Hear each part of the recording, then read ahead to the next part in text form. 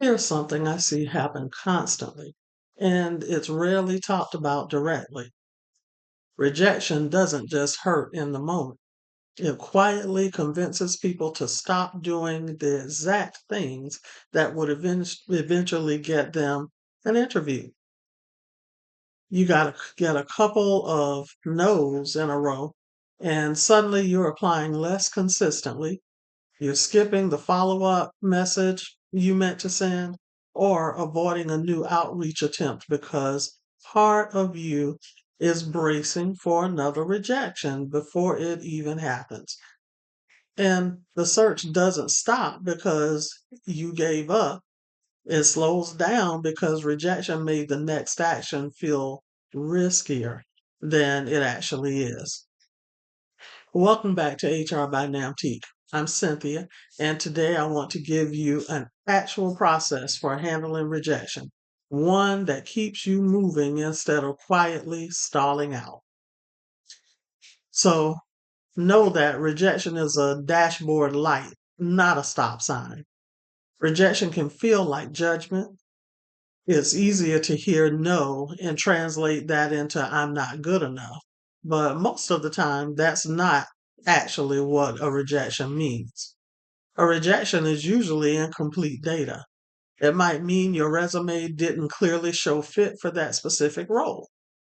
It might mean someone else had one very specific qualification. It might mean timing, budget, or an internal candidate had nothing to do with you at all. Rarely does it mean what it feels like. It means in the moment. So here's the reframe I want you to hold on to. Rejection is a dashboard light, not a stop sign. A dashboard light tells you to look at something. It doesn't mean pull over and stop the car entirely. The skill isn't ignoring the light, it's learning to read it accurately instead of assuming the worst possible cause. So, I have a 4 step rejection review process.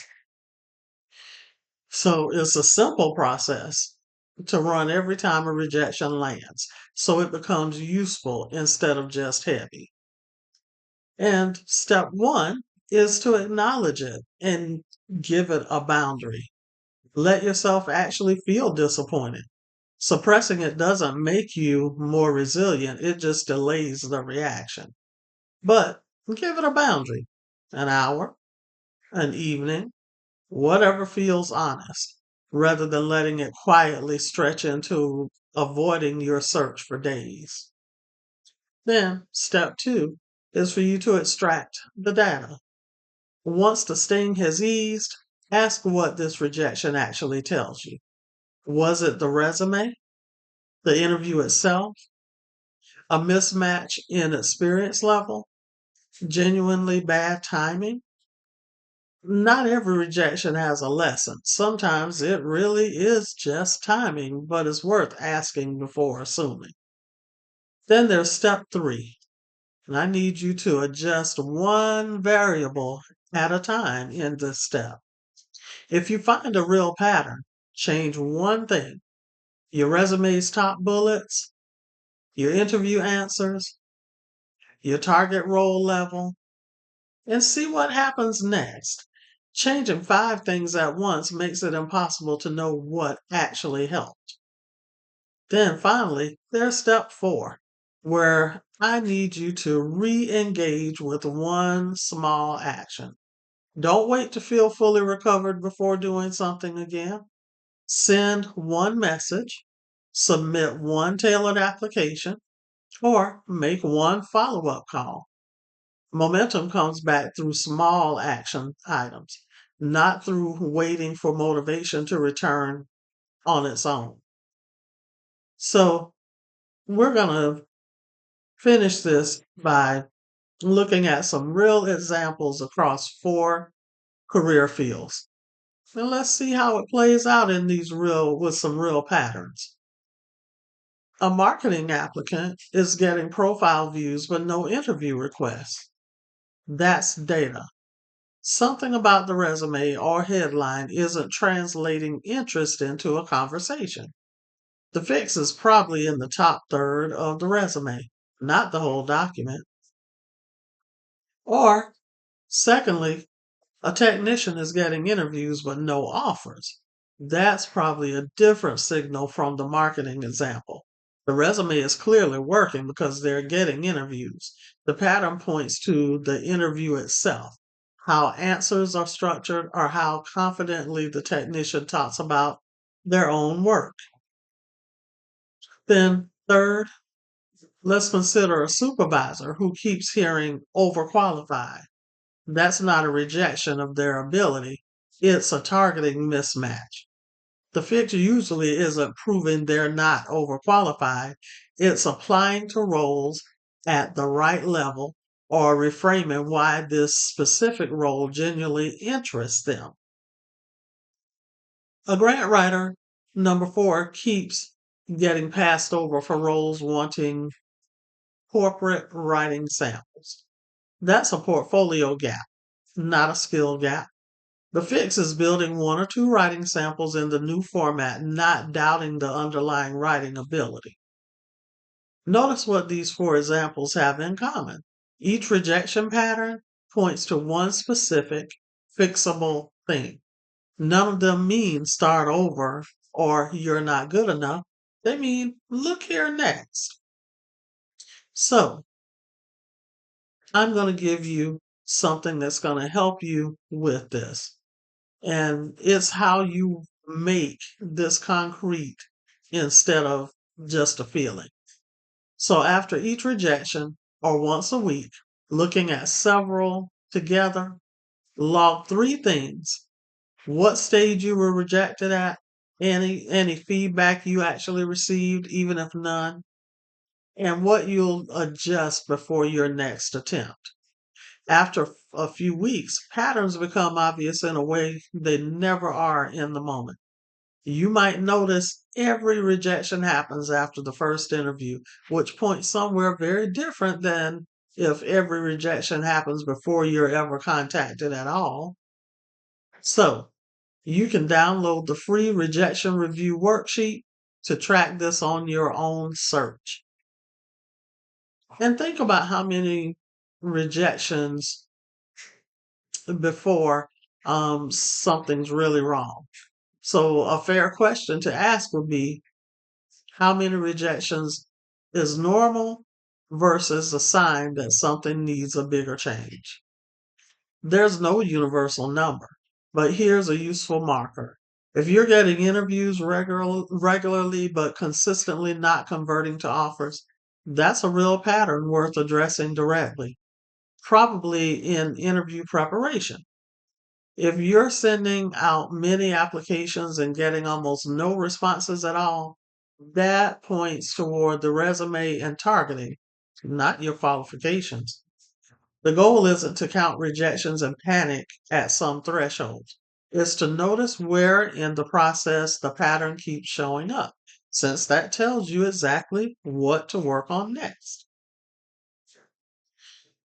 So, I want to offer you a note on the emotional side of this. And I want to say it plainly. If this search has been taking a real toll on you, that's a completely normal response to a genuinely hard process, not a sign that you're doing something wrong. Job searching, especially a long one, is emotionally taxing in a way that's easy to underestimate from the outside. The steps in this content are meant to help you keep moving forward. But if the weight of it is heavier than a framework can address, talking to someone you trust or a professional is a reasonable and good thing to do. You see, practical tools and real support aren't in competition with each other. They're actually partners. So, there are some common questions that people who experience rejection during the job search often ask me. What if I never get any feedback at all? Well, that's common and frustrating. So, without direct feedback, and look at your own data instead. Which stage you're consistently rejected at tells you almost as much as a written explanation would. Another question is, what if the rejections are starting to feel personal, even though I know that they shouldn't? That's also a normal reaction, not a character flaw. The four-step process in this video is partly designed to interrupt that spiral.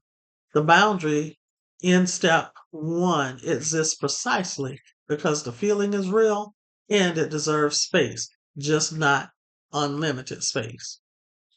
Then, some job seekers ask, what if I've already tried adjusting things and nothing changed? Then you need to go back to the data.